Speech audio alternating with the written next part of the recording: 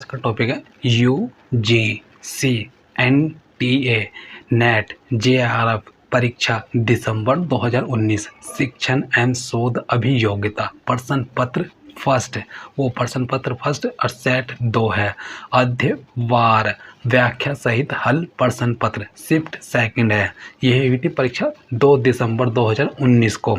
शिक्षण अभिवृत्ति में आएगा, शिक्षण अभिवृत्ति में आएगा फर्स्ट है। प्रत्येक कक्षा के अंत में लघु सारांश को कहा जाता है। ऑप्शन सी है। भाष क्या है? संकेत चिन्हांकन। इसमें आएगा प्रत्येक कक्षा के अंत में लघु सारांश को भाषाई संकेत चिन्हांकन कहा जाता है। भाषा ध्वनि प्रतीकों की व्यवस्था है। ये ध्वनि प्रतीक भाषाई संकेत होते हैं। संकेत को मुख्यतः 2 उपवर्गों में विभाजित किया जाता है। मूल और प्रगत। विभिन्न प्राणियों द्वारा अपने स्तर पर आधारभूत जैविक भावों के आदान प्रदान के लिए मूल संकेतों का प्रयोग किया जाता है। इसमें है सेकंड क्वेश्चन। सेकंड में आएगा निम्नलिखित में से कौन सा क्रम उच्च शिक्षा में शैक्षिक प्रौद्योगिकी अनुपूरण के विकास को सही प्रतिबिंबित करता है? इसका है आंसर, इसका है बी में आएगा उच्च शिक्षा में शैक्षिक प्रौद्योगिकी अनुपूरण के विकास को निम्नलिखित क्रम में सही ढंग से प्रतिबिंबित करता है।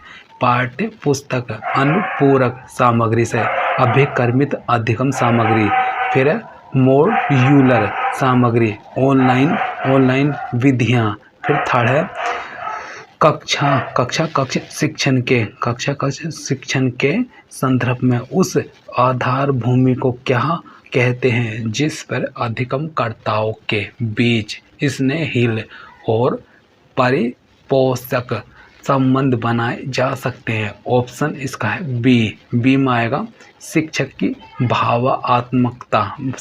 भावात्मकता। व्याख्या में आएगा कक्ष शिक्षण के संदर्भ में जिस आधार पर अधिगमकर्ताओं के बीच स्नेहशील और परिपोषक संबंध बनाए जा सकते हैं, उस आधार भूमि को शिक्षक की भावात्मकता कहते हैं।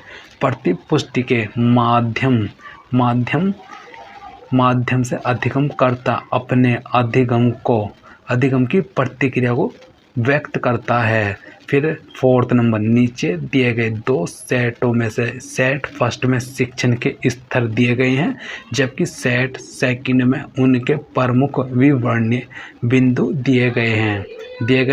इसमें आएगी व्याख्या में सेट फर्स्ट में दिए गए शिक्षण स्तर का सेट सेकंड में दिए गए उनके प्रमुख विषयों के साथ सही सुमेल निम्नलिखित हैं। Set first set second. Set first में शिक्षण स्तर, सेट सेकंड में है प्रमुख विषय। ए है स्वायत्त विकास स्तर, और फिर सेकंड है भाव और भावनाएं, फिर सेकंड है स्मृति स्तर। इसमें है इसका आंसर तथ्यों और सूचनाओं को याद करना। अब बोध इस तरह आएगा तथ्यों और उनके उदाहरणों में संबंध देखना। डी में आएगा विमर्श चिंतन सार। इसमें आएगा इसका आंसर समस्या उठाना और समस्या का समाधान करना। अतः विकल्प सी अभिष्ट उत्तर होगा। फिर 5th नंबर है निम्नलिखित सूची में से ऐसे परीक्षणों को चिह्नित कीजिए जो शोध के संदर्भ में इष्टतम कार्य निष्पादन परीक्षण की कोटि में आते हैं। ऑप्शन इसका आएगा ऑप्शन आएगा इसका सी में आएगा शोध कार्य के अंतर्गत प्रयोग किए जाने वाले उपलब्धि परीक्षण, बुद्धि परीक्षण एवं अभिरुचि परीक्षण ऐसे परीक्षण की श्रेणी में सम्मिलित हैं जो शोध के संदर्भ में इष्टतम कार्य निष्पादन परीक्षण की कोटि में आते हैं। उपलब्धि परीक्षण के माध्यम से छात्र द्वारा ग्रहण हुए ज्ञान का अथवा किसी कौशल में निपुणता का मापन किया जाता है। बुद्धि परीक्षण का तात्पर्य उन परीक्षणों से है जो बुद्धि लब्धि के रूप में केवल एक अंक के माध्यम से व्यक्ति के सामान्य बौद्धिक एवं उसमें विद्वान विभिन्न विशिष्ट योग्यताओं के संबंध को इंगित करता है। इन परीक्षणों द्वारा शक्ति के प्रमुख विभिन्न कार्यों को प्रस्तुत किया जाता है। फिर से कक्षा में शिक्षक की वाणी को स्वराघात कहा जाता है। ऑप्शन बी है, बी में आएगा पाराभाषिक। इसमें है कक्षा में शिक्षक की वाणी के स्वराघात को पाराभाषिक कहा जाता है। शब्दों का उच्चारण करते समय किसी वर्ण या अक्षर पर अन्य वर्णों की अपेक्षा जो विशेष या अधिक बल दिया जाता है उसे स्वराघात कहते हैं। इसमें 17 है, 17 में आएगा वो 7 नंबर में नीचे दिए गए अधिगम परिणाम की सूची में से परिणामों को चिह्नित कीजिए जो उच्च स्तरीय परिणाम कहे जाते हैं। इसमें आएगा आंसर में अधिगम परिणाम के अंतर्गत निम्नलिखित परिणामों को उच्च स्तरीय परिणाम कहा जाता है। फर्स्ट है विश्लेषण और संश्लेषण की क्षमता प्रदर्शित करना। सेकंड है अभिव्यक्ति एवं सहजीकरण। फिर थर्ड संगठन और चैत्रीकरण।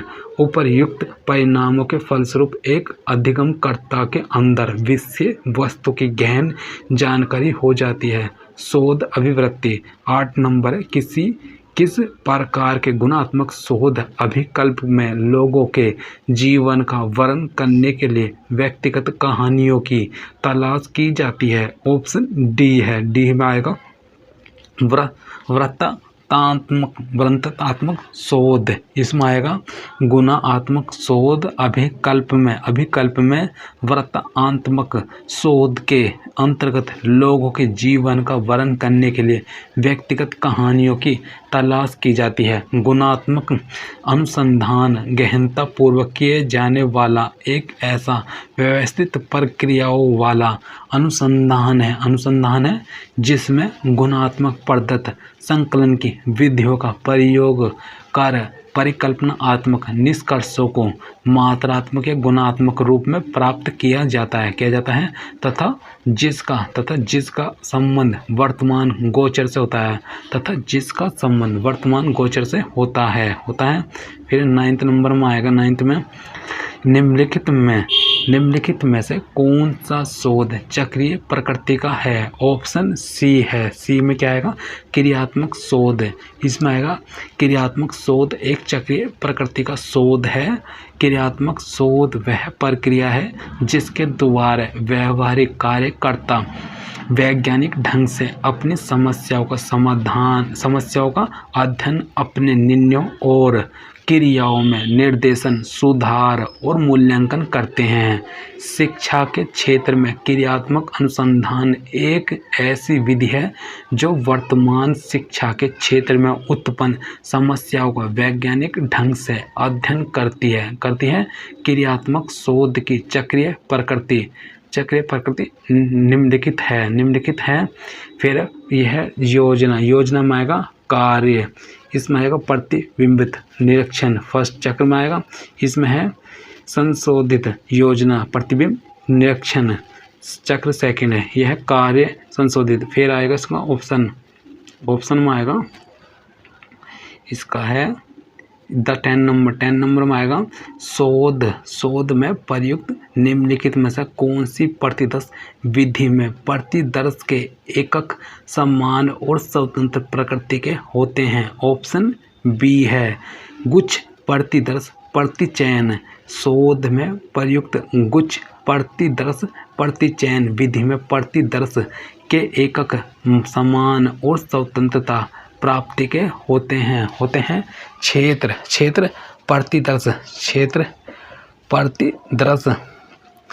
प्रतिदर्श या जिसे गुच्छ प्रतिदर्श भी कहा जाता है एक ऐसी संभावित प्रतिदर्श है जिसका उद्भव कृषि शोधों में हुआ था। परंतु व्यवहार परक विज्ञानों में यह काफ़ी लोकप्रिय हो गया।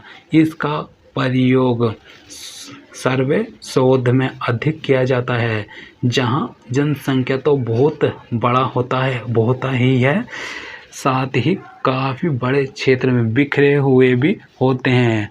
कार्ल लिंगर ने कुछ प्रतिदर्शन को इसी अर्थ में परिभाषित करते हुए कहा है, कुछ प्रतिदर्श जिसका प्रयोग सर्वे में सर्वाधिक होता है, इकाइयों या सेटों या उपसेटों का क्रम यादृच्छिक प्रतिदर्शन होता है।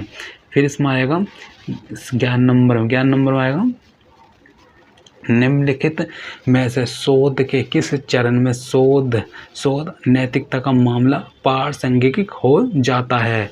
ऑप्शन बी है, बी में आएगा सी और डी है। इसमें आएगा शोध प्रक्रिया के परिकल्पना, परीक्षण एवं प्रदत्त व्याख्या चरण में शोध नैतिकता का मामला प्रासंगिक हो जाता है। शोध प्रक्रिया के प्रमुख चरण इस प्रकार हैं: विषय या समस्या का चुनाव, साहित्य समीक्षा, उद्देश्य, परिकल्पना या शोध प्रश्न, शोध विधि और डिजाइन।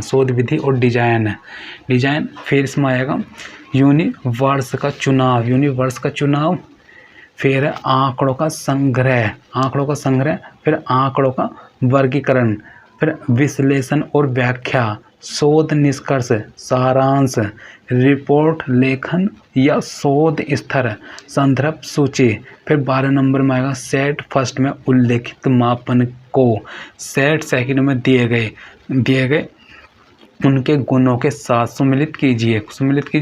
इसकी व्याख्या सहित आएगा सही सुमेलित है, इसमें है सही सुमेल है। सेट फर्स्ट मापन स्थल, सेट सेकंड में गुण, फिर फर्स्ट है नामिक का आएगा वर्गीकरण, फिर कर्मिक का आएगा कर्मिक का वर्गीकरण और क्रम, फिर अंतराल का आएगा वर्गीकरण, क्रम और समान इकाइयाँ, फिर है अनुपातिक, इसमें वर्गीकरण, क्रम, समान इकाइयाँ और निरपेक्ष शून्य। अतः विकल्प डी अभीष्ट उत्तर होगा। फिर इसमें आएगा निम्नलिखित अनुच्छेद, निम्नलिखित परिच्छेद को ध्यानपूर्वक पढ़े और प्रश्न संख्या 13 से 17 तक का उत्तर दे। अंत उद्योग, व्यापार, उत्पादन पैमानों के महत्वपूर्ण अर्थव्यवस्थाओं के लाभ को ध्यान में रखकर उद्धूत हुआ है। यथा अंतर्राष्ट्रीय प्रतिस्पर्धा औद्योगिक देशों में प्रत्येक फर्म या प्लांट को किसी एक उत्पाद या कुछ विशेष प्रकार और शैली के उत्पादन पर बल देती है। यह विभिन्न प्रकार और शैली पर बल नहीं देता है।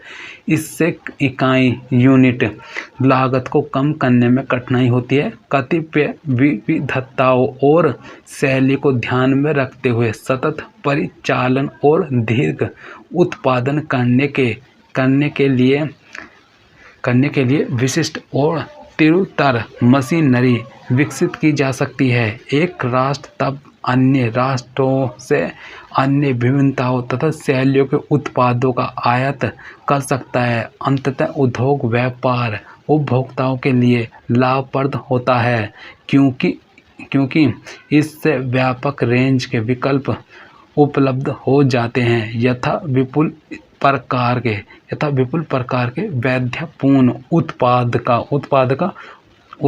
उत्पादन में कोटियों की अर्थव्यवस्था द्वारा कम मूल्यों पर मिलना संभव हो जाता है। इसके कारण उपभोक्ताओं की क्षमता में बहुत बड़ी मात्रा में वेलफेयर उत्पाद प्राप्त होते हैं और इससे माल की किस्मों में वृद्धि होती है और वे व्यापार के जरिए अच्छा माल खरीद सकते हैं। अंततः उद्योग व्यापार के महत्व स्पष्ट दिखाई पड़ने लगते हैं और ऐसा तब हुआ जब 1958 में यूरोपियन यूनियन या साझा बाजार के सदस्यों के बीच व्यापार के संचरण में आने वाले पर शुल्क और अन्य बाधाओं को हटा दिया गया। यह पाया गया कि इससे व्यापार की मात्रा में प्रभाव होने लगा, किंतु प्रत्येक ब्रॉड औद्योगिक वर्गीकरण के भीतर विविधतापूर्ण उत्पादों के विनिमय में भी संगतपूर्ण वृद्धि होने लगी है। फिर 13 नंबर में आएगा यूरोपियन यूनियन में व्यापार फ्लो के लिए बाधाओं को हटाने का क्या परिणाम हुआ। ऑप्शन सी है सदस्य राज्यों के बीच व्यापार की मात्रा में वृद्धि।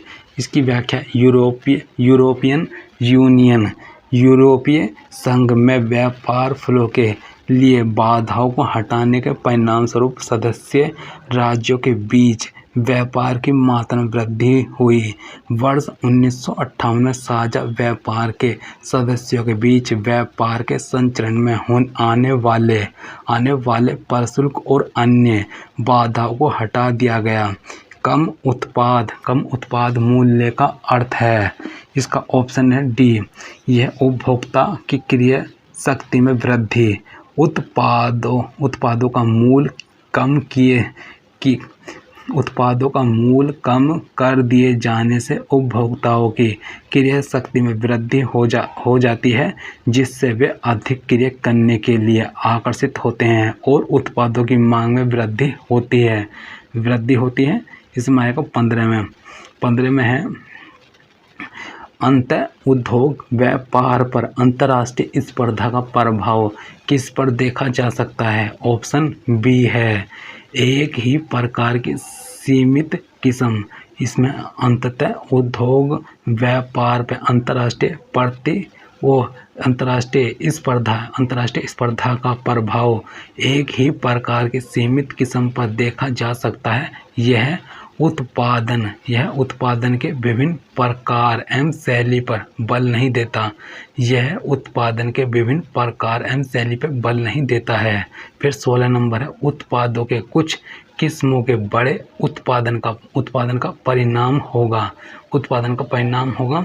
इसमें आएगा ऑप्शन बी में आएगा उत्पादों की कुछ किस्मों का बड़े पैमाने पर उत्पादन का प्रभाव यह होता है कि उत्पादित वस्तु की प्रति इकाई की लागत में कमी आ जाती है, क्योंकि उत्पादन के साधनों का अधिकतम अनुकूलतम प्रयोग सुनिश्चित होता है। फिर 17 नंबर में आएगा विकास और विशिष्ट मशीनरी के उपयोग का क्या परिणाम होगा। ऑप्शन सी है उत्पादों की किस्मों का आयात। फिर इसमें है व्याख्या में विकास और विशिष्ट मशीनरी के उपयोग के परिणाम स्वरूप उत्पादों की किस्मों का आयात होगा। सतत परिचालन और दीर्घ उत्पादन करने के लिए विशिष्ट और तेरूतर मशीनरी विकसित की जाती है। संप्रेषण में आएगा 18 नंबर। कक्षा में संप्रेषण की इकाई के रूप में सूक्ष्म अभिव्यक्तियां होती हैं। ऑप्शन डी है संचारशील। कक्षा में संप्रेषण की इकाई के रूप में सूक्ष्म अभिव्यक्तियां संचारशील होती हैं। इसके माध्यम से छोटी छोटी बातों को संप्रेषण के माध्यम से कक्षा में संचारित किया जाता है। 19 नंबर कक्षा में अच्छे संप्रेषण हेतु निम्नलिखित में से कौन सा अनिवार्य है। इसमें आएगा सी में आएगा अच्छा संप्रेषण एक कक्षा की अधिगम क्षमता को बढ़ाने में सहयोग प्रदान करता है। एक कक्षा में अच्छे संप्रेषण हेतु निम्नलिखित घटक अनिवार्य होते हैं। फर्स्ट है समधिकता का समुचित उपयोग, प्रतिपुष्टि की तत्कालिकता। फिर है गैर भाषाई संकेत, बोधनीय एवं अर्थपूर्ण सामान्य शब्दों का प्रयोग करना, छात्रों द्वारा की गई समालोचना पर विचार करना इत्यादि। गणितीय तर्क और अभिवृत्ति। यदि इंग्लैंड का कूट ULSNYLN है तो इस कूट भाषा का प्रयोग करने पे आयरलैंड का कूट निम्नलिखित में से किस प्रकार लिखा जाएगा? ऑप्शन बी है QHUNYLV। ये जिस प्रकार, ठीक है, विपरीत अक्षर है ई से, ठीक है, ये हो गया। इसमें -1 नियम दिए गए शब्द इंग्लैंड के अक्षरों के विपरीत क्रम के अक्षर से एक कम वाले अक्षर को कूट किया गया है। उसी प्रकार विपरीत अक्षर निम्नलिखित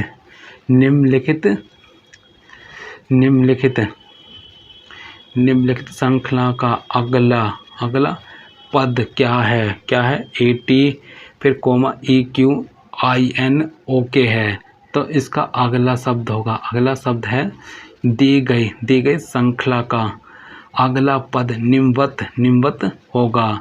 AE, फिर T से Q आ गया, फिर E से I आ गया, O से N आ गया, फिर I से O आ गया, N से K आ गया, O से U आ गया, K से H आ गया, -3 हो रहा।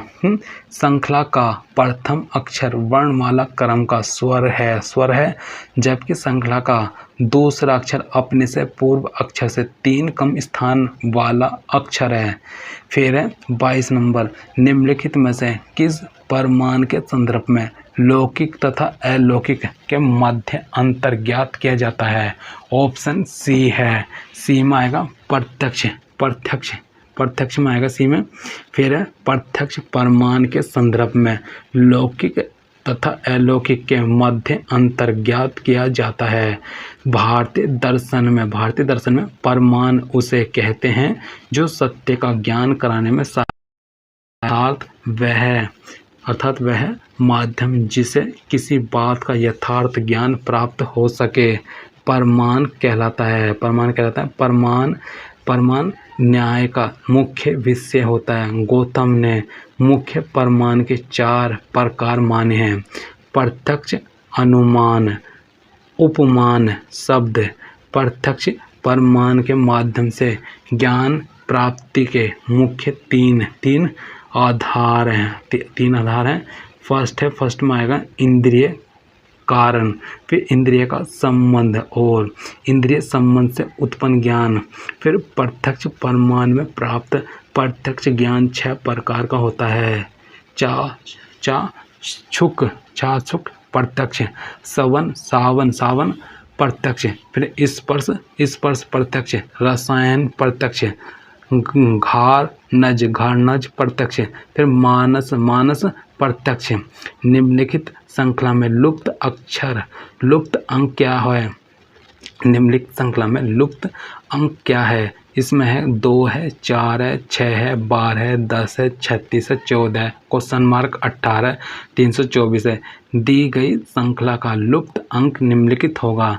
2 में 4 जोड़ देंगे 6 आएगा, 6 में 4 जोड़ेंगे 10 आएगा, 10 में 4 जोड़ेंगे 14 आएगा, 14 में 4 जोड़ेंगे 18 आएगा। अब 4 की 3 में गुना करेंगे 12 आएगा, 12 की 3 में गुना करेंगे 36 आएगा, 36 की 3 में गुना करेंगे ये आ जाएगा 108 है, और 108 की 3 में करेंगे 324 है।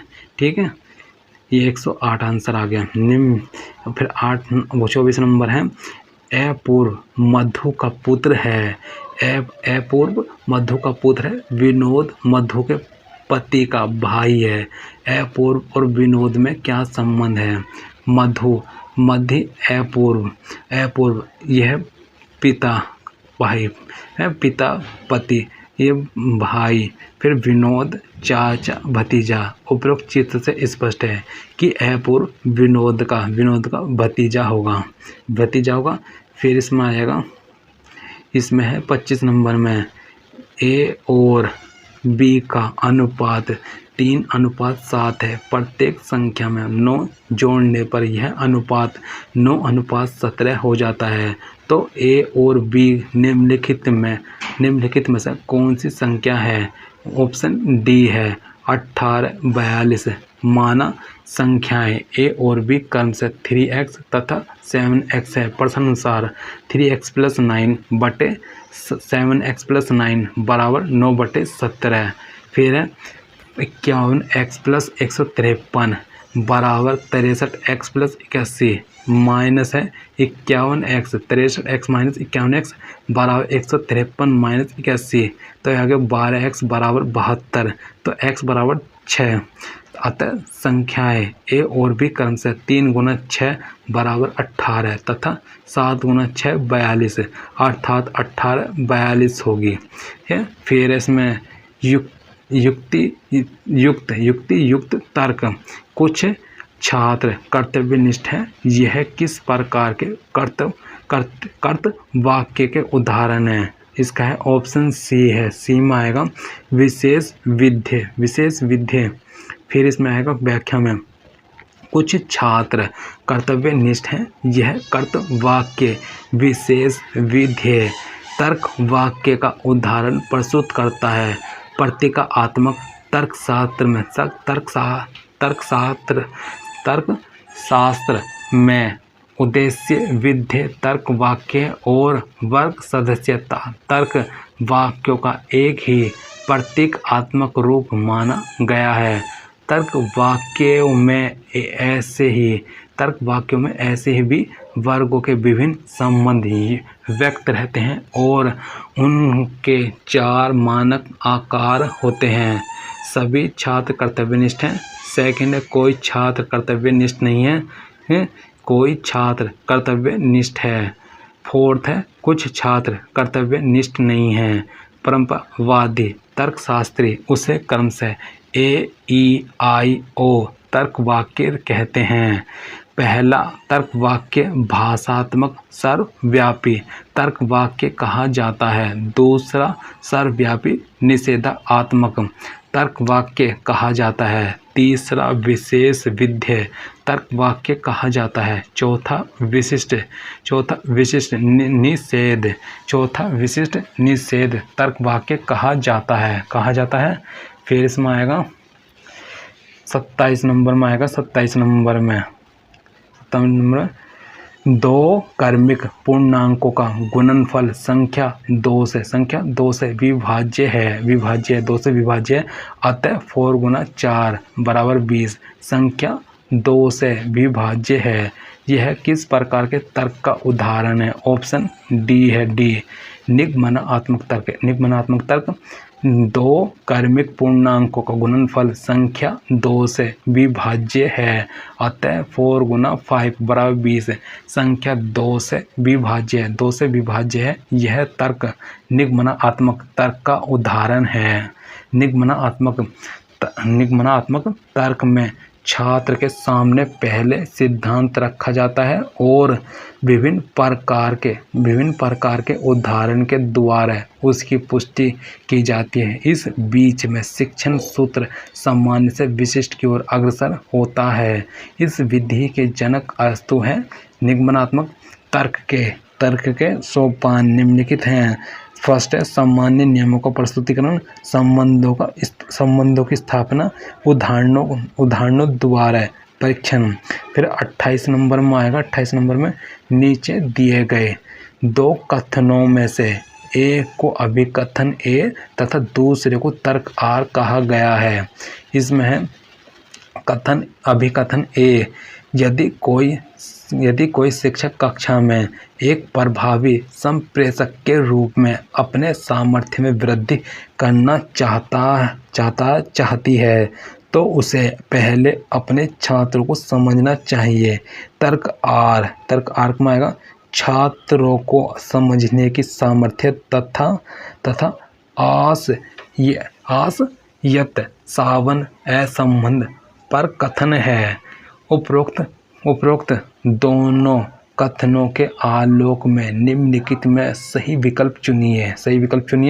इसमें आ जाएगा ऑप्शन है सी में है ए सत्य किंतु आर असत्य है। इसकी व्याख्या में आएगा। व्याख्या में दिया गया अभिकथन ए कि यदि कोई शिक्षक कक्षा में एक प्रभावी संप्रेषक के रूप में अपने सामर्थ्य में वृद्धि करना चाहता है तो उसे पहले अपने छात्रों को समझना चाहिए।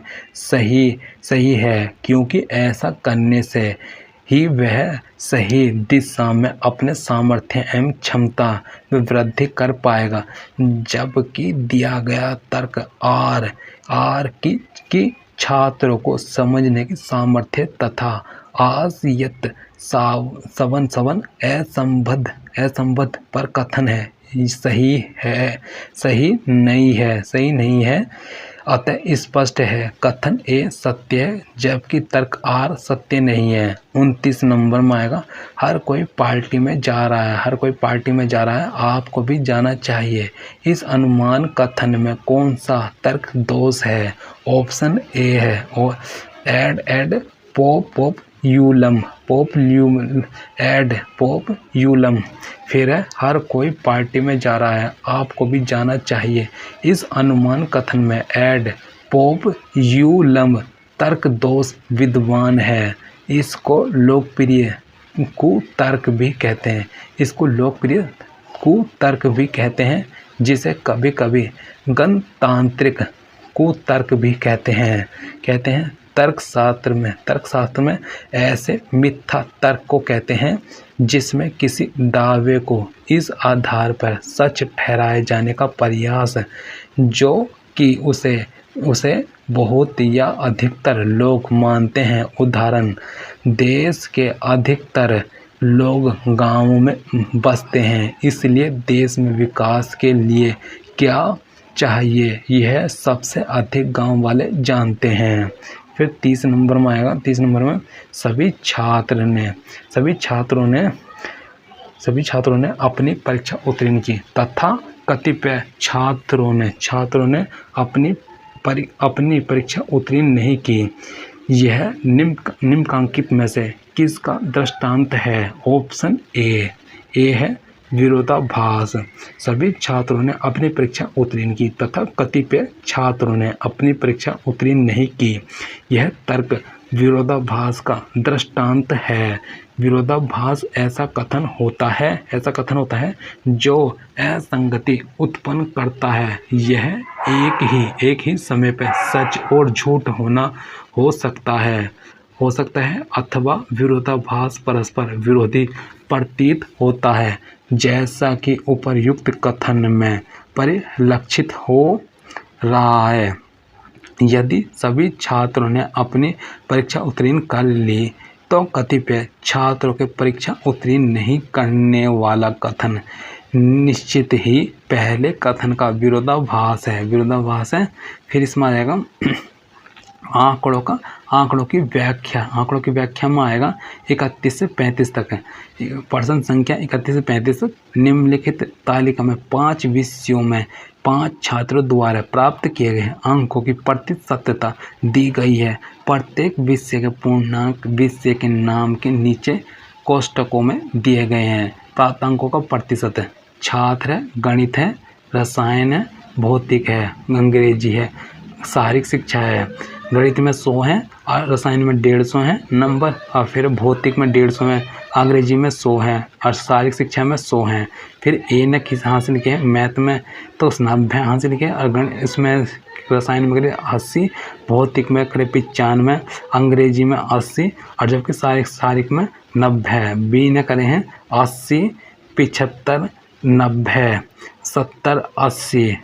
फिर सी ने करें 100, 95, 85, 95। फिर इसने करे हैं डी ने करे हैं 75, 70, 60, 65, 60। फिर ई ने करे हैं 60, 50, 65, 50, 70। 31 नंबर में सी द्वारा कुल कितने प्रतिशत अंक प्राप्त किए गए हैं? 5 विषयों का कुल पूर्णांक है, टोटल इनका 600। और सी छात्र द्वारा गणित विषय में अंक प्राप्त है 100 गुना 100/100 बराबर 100 आ गया।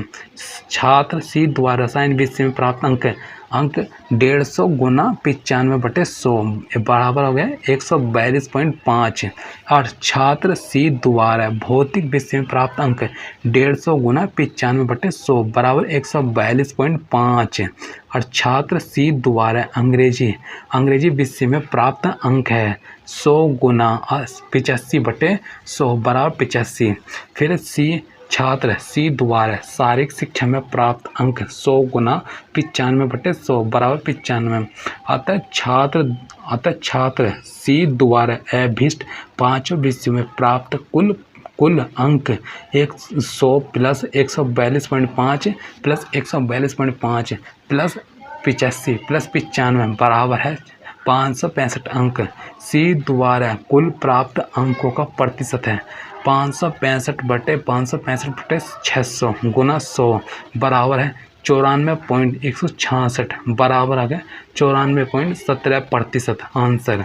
फिर 32 नंबर में आएगा। 32 नंबर में रसायन विज्ञान में छात्रों का औसत प्रतिशत प्राप्तांक क्या है? ऑप्शन ए है 74% है। सभी 5 छात्रों द्वारा रसायन विज्ञान में प्राप्त अंकों के प्रतिशत का कुल योग 80 प्लस 75, 75 प्लस 95, 95 प्लस 70, 70 प्लस 50 बराबर 370% बराबर 370%। अतः अभीष्ट औसत 370/5 बराबर 74%। फिर ए और सी के कुल प्राप्तांकों का अंतर कितना है? ए और सी के कुल प्राप्तांकों का अंतर कितना है? Option C 42.5। उपयुक्त प्रश्न के हल में छात्र सी द्वारा सभी 5 विषयों में प्राप्त कुल अंक बराबर है 665 अंक। छात्र ए के द्वारा सभी 5 विषयों में प्राप्त कुल अंक 90 प्लस 120, 120 प्लस 142.5 प्लस 80 प्लस 90 बराबर 522.5 अंक। दोनों के द्वारा प्राप्त कुल अंकों के बीच अभीष्ट अंतर है 565 माइनस 522.5 बराबर है 42.5 अंक। फिर है 34 आ गया। 34 में किस विषय में छात्रों ने न्यूनतम औसत प्रतिशत अंक प्राप्त किए हैं? ऑप्शन सी है। सी में आएगा अंग्रेजी। सी अंग्रेजी विज्ञान, अंग्रेजी और रसायन विज्ञान में सभी छात्रों द्वारा प्राप्त अंकों के प्रतिशतता का औसत 80 प्लस 75, 75 प्लस 95, 95 प्लस 70, 70 प्लस 50/5 बराबर 74% आ गया। भौतिक विज्ञान में सभी छात्रों द्वारा प्राप्त अंकों के प्रतिशत का औसत है 95 प्लस 90, 90 प्लस 95, 95 प्लस 60, 60 प्लस 65/5 बराबर 81% है। अंग्रेजी विज्ञान में सभी छात्रों द्वारा प्राप्त अंकों के प्रतिशत का औसत है 80 प्लस 70, 70 प्लस 85, 85 प्लस 65, 65 प्लस 50/5 बराबर 70% है। शारीरिक शिक्षा में सभी छात्रों द्वारा प्राप्त अंकों के प्रतिशत का औसत है यह 90 प्लस 80, 80 प्लस 95, 95 प्लस 60, 60 प्लस 70/5 बराबर 77% है। उपर्युक्त गणना से स्पष्ट है कि अंग्रेजी विषय में छात्रों ने न्यूनतम औसत 70% अंक प्राप्त किए हैं। ई के कुल प्राप्तांक है ऑप्शन इसका है ऑप्शन में व्याख्या सहित छात्र इनके गणित विषय का अंक है बराबर 60 है। छात्र ई के रसायन विषय का अंक है बराबर 150 गुना 50/100 बराबर 75 है। जब छात्र ई के भौतिक विषय का अंक है बराबर 150 गुना 65/100 बराबर 97.5% है। फिर है छात्र ई के अंग्रेजी विषय का अंक है 50। छात्र ई के शारीरिक शिक्षा का अंक है 70 है। अतः छात्र ई का कुल प्राप्तांक है 60 प्लस 75, 75 प्लस 97.5 प्लस 50 प्लस 70 बराबर है 352.5 अंक। सूचना और संचार प्रौद्योगिकी ICT यह निम्नलिखित में से कौन एक सर्च इंजन है?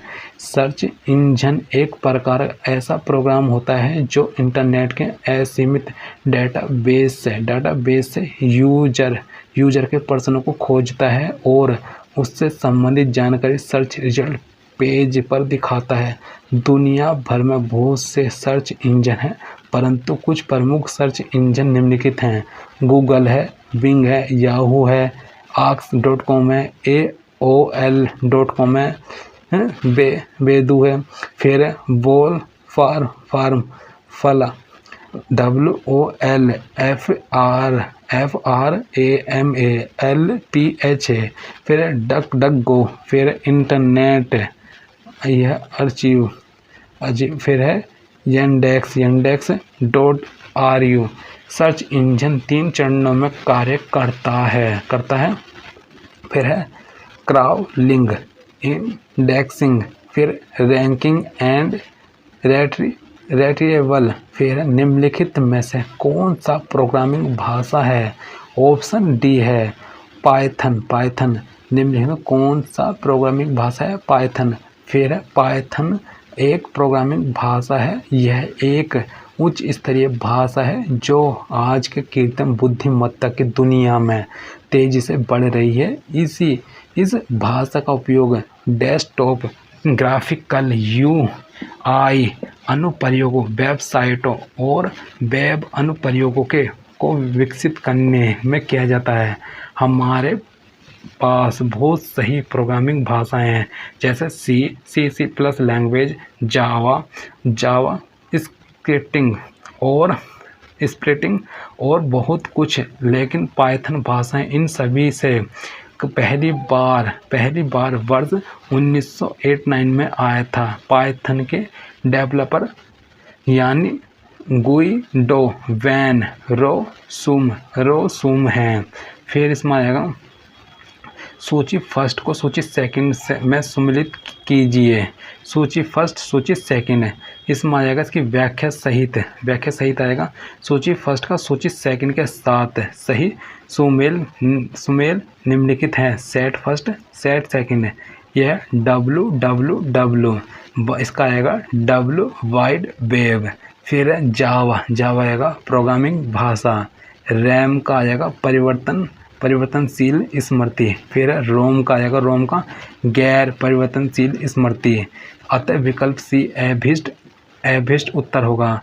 45 नंबर, नीचे 2 कथन दिए गए हैं, एक को अभिकथन और दूसरे को तर्क आर कहा गया है।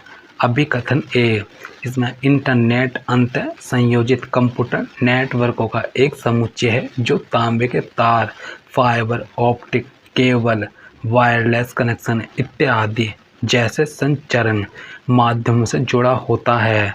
तर्क आर, इसमें वर्ल्ड वाइड वेब अंत संयोजित प्रलेखों का एक समुच्चय है।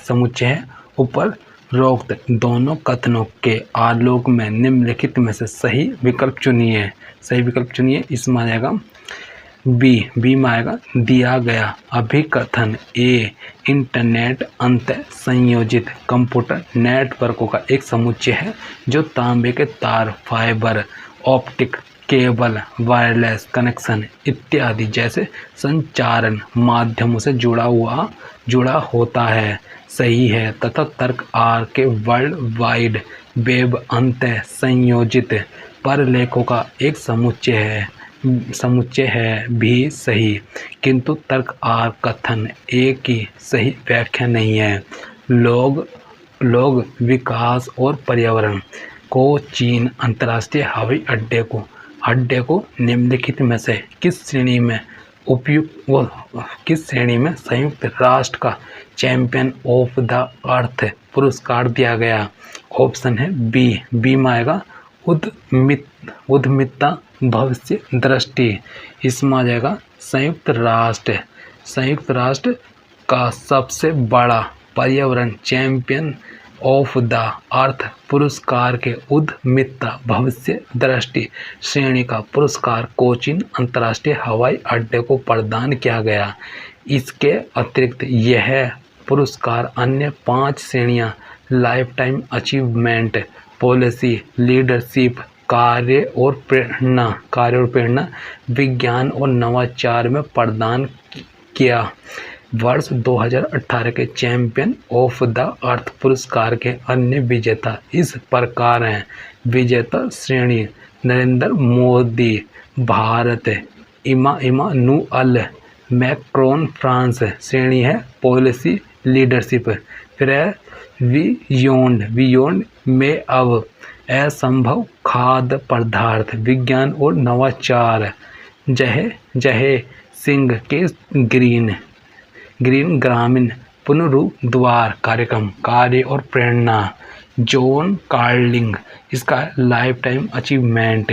ई गवर्नेंस के लिए निम्नलिखित में से कौन सा विवरण उपयुक्त है? इसका है ऑप्शन बी माय ABC आएगा। ई गवर्नेंस का शाब्दिक अर्थ इलेक्ट्रॉनिक गवर्नेंस से होता है। इसके माध्यम से देश के नागरिकों को सरकारी सूचना एवं सेवाएं प्रदान करने के लिए संचार एवं सूचना प्रौद्योगिकी का समन्वित प्रयोग किया जाता है। इसके अंतर्गत निम्नलिखित को शामिल किया जाता है। फर्स्ट है नागरिकों को भागीदार, सक्षम और सशक्त बनाना। नागरिकों को उचित और पक्षपात रहित सेवाएं देना। फिर प्रौद्योगिकी चालित प्रशासन सेवाएं देना इत्यादि। निम्नलिखित में से संधारणीय विकास के लक्ष्यों की पहचान कीजिए। इसमें है व्याख्या सहित। संधारणीय विकास लक्ष्य SDG को सितंबर 2015 में संकल्प हमारी दुनिया में बदलाव संधारणीय विकास 2030 के लिए कार्यसूची के एक भाग के रूप में अपनाया गया था। संधारणीय विकास लक्ष्यों की सूची में 17 लक्ष्य को शामिल किया गया है। क्षुधा शून्यता, जीरो हंगर। फिर गुणवत्ता पूर्ण शिक्षा, जल और स्वच्छता, जलवायु सक्रिय, गरीबी का पूर्णता निवारण है अच्छा स्वास्थ्य एवं जीवन स्तर। फिर इसमें आएगा लैंगिक समानता, सस्ती और स्वच्छ ऊर्जा, अच्छा काम और आर्थिक विकास, उद्योग नवाचार और बुनियादी ढांचे का विकास, असमानता में कमी, टिकाऊ शहरी और सामुदायिक विकास है, जिम्मेदारी के साथ उपभोग और उत्पादन, पानी में जीवन, भूमि पर जीवन, शांति और न्याय के लिए संस्थान, लक्ष्य प्राप्ति में सामूहिक साझेदारी। भारत के बड़े शहरों में संघन यातायात क्षेत्र में औसत ध्वनि स्तर आमतौर पर निम्नलिखित में से किस ध्वनि स्तरों की रेंज है? ऑप्शन सी है 70 से 95 dBA। फिर भारत के बड़े शहरों में संघन यातायात क्षेत्र में औसत ध्वनि स्तर आमतौर पर 70 से 95 dBA डेसिबल ध्वनि स्तरों की रेंज में रहता है। फिर 44 है मॉन्ट्रियल प्रोटोकॉल किससे संबंधित है? इसका ऑप्शन है बी में आएगा ओजोन का क्षरण करने वाले पदार्थों के उत्पादन और खपत की चरणबद्ध रूप में समाप्त करना। यह है मॉन्ट्रियल प्रोटोकॉल मुख्य रूप से ओजोन का क्षरण करने वाले पदार्थों के उत्पादन और खपत को चरणबद्ध रूप से समाप्त करने से संबंधित है। इसे वर्ष 1987 में अपनाया गया। मॉन्ट्रियल प्रोटोकॉल में विकासशील देशों को CFC अथवा ओजोन परत के अन्य 6 कारकों से नष्ट करने हेतु होने वाले व्यय में सहायता देने के लिए बहुपक्षीय कोष के गठन का प्रावधान किया गया। फिर इसमें आएगा 45 नंबर है दो सेटों को सुमिलित कीजिए। सेट फर्स्ट में राज्यों के नाम और सेट सेकंड में राज्य विशिष्ट अभियान मिशन दिए गए हैं। फिर इसमें आएगा सूची फर्स्ट तथा सूची सेकंड का सही सुमेल इस प्रकार है। सेट फर्स्ट सेट सेकंड है। ए है आंध्र प्रदेश, सेकंड है नीति संरक्षण उधम। फिर गुजरात आएगा सुजलम सुपलाम जल अभियान। फिर महाराष्ट्र में आएगा जल युक्त सीवर अभियान। राजस्थान में आएगा मुख्यमंत्री जल स्वावलंबन अभियान। उच्च शिक्षा प्रणाली एवं शासन प्रणाली, उच्च शिक्षा प्रणाली एवं शासन प्रणाली। इसमें आएगा 46 में पुरातन काल में नालंदा विश्वविद्यालयों में निम्नलिखित में से कौन सी प्रवेश विधि अभिभावी थी? इसमें आ जाएगा अभिभावी। इसमें आ जाएगा ए में आएगा भारतीय शिक्षा के इतिहास में नालंदा विश्वविद्यालय बिहार राज्य में पटना के निकट स्थित था। शिक्षा केंद्र के रूप में इसकी ख्याति 5वीं शताब्दी में हुई। चीनी यात्री फाहियान और हैंगसान के भारत यात्रा वर्णन में नालंदा की ख्याति का ज्ञान होता है। नालंदा की उन्नति में गुप्त सम्राटों का विशेष योगदान रहा है। इस विश्वविद्यालय में एक विशाल पुस्तकालय था। इसमें सभी विषयों की पुस्तकों का एक विशाल संग्रह था। संपूर्ण पुस्तकालय 3 भागों में विभाजित थे, जिनके नाम निम्नलिखित हैं। रतन सागर, यह रत्नोदधि। फिर रतन रंजक। नालंदा विश्वविद्यालय में छात्रों का प्रवेश कठिन था। प्रवेश के लिए इच्छुक विद्यार्थियों से पंडित के द्वारा प्रवेश परीक्षा ली जाती थी। इस परीक्षा में जो विद्यार्थी सफल हो जाते थे, केवल उन्हीं को विश्वविद्यालय में प्रवेश का अधिकार था। विश्वविद्यालय में शिक्षा प्राप्त करने के लिए छात्र को कोई शुल्क नहीं देना पड़ता था। छात्रों के निवास, भोजन, वस्त्र और चिकित्सा इत्यादि की व्यवस्था निःशुल्क थी। शुल्क या खर्च का यह सब भार राजा और प्रजा पे था। फिर इसमें 47 नंबर में आएगा निम्नलिखित में से किसमें इस बात पर बल दिया गया कि शिक्षा का प्रबंधन अत्यधिक बौद्धिक शक्ति, गंभीरता एवं नवाचार तथा सृजनशीलता के लिए अपेक्षित स्वतंत्रता के परिवेश में किए जाने की आवश्यकता है। ऑप्शन बी है। बी में आएगा राष्ट्रीय शिक्षा नीति 1986।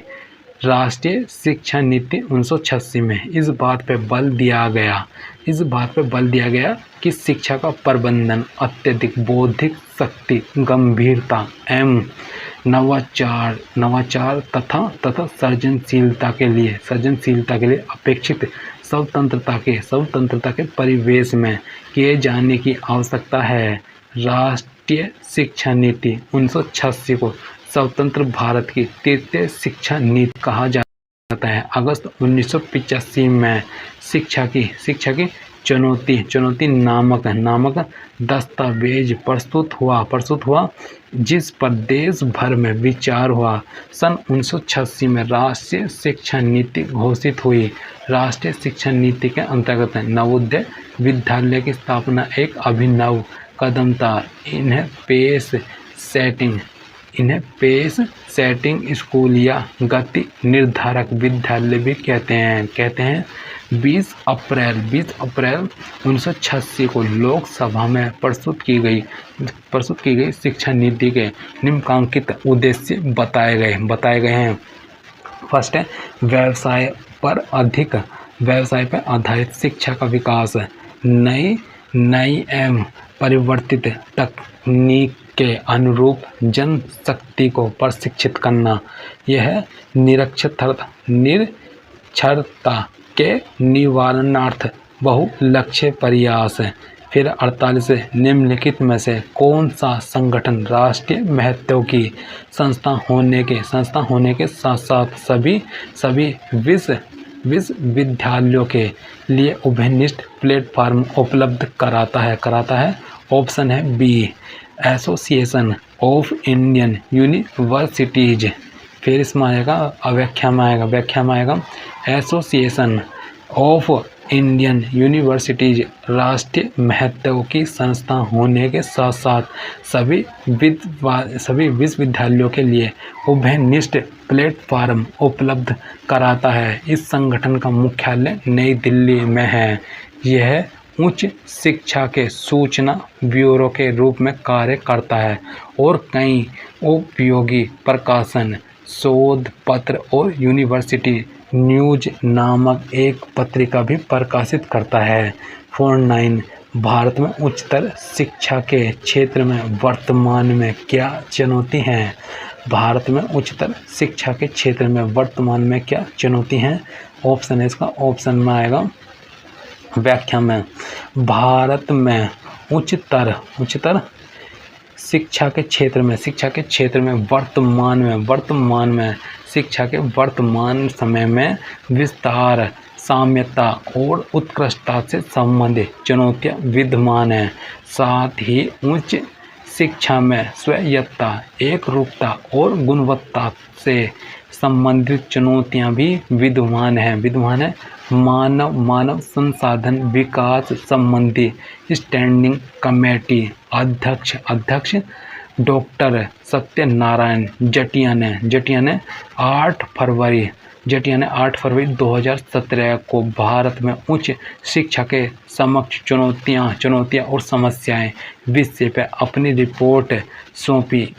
इसके प्रमुख निष्कर्ष और सुझाव इस संदर्भ में थे: संसाधनों की कमी, शिक्षकों की रिक्तियां, शिक्षकों की जिम्मेदारी और प्रदर्शन, रोजगार परक कौशल का अभाव, संसाधनों का